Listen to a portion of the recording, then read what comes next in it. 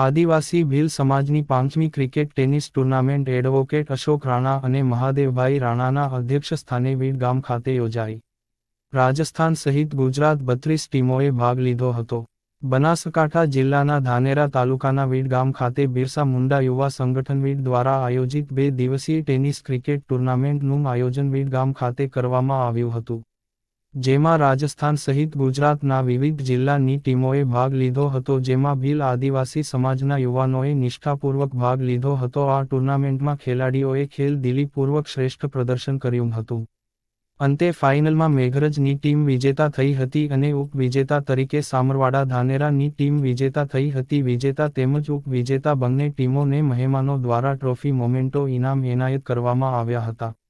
Doctor Hemrajbhai રાણાએ જણાવ્યું હતું કે આપણી સમાજમાં શિક્ષણનો અભાવ હોવાથી સમાજ શિક્ષિત બને અને વ્યસનથી દૂર રહે.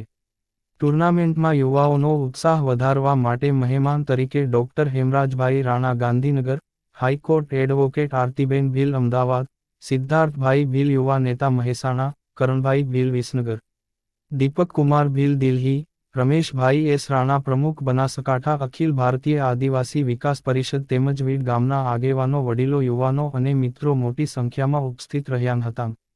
આ આદિવાસી ભીલ સમાજ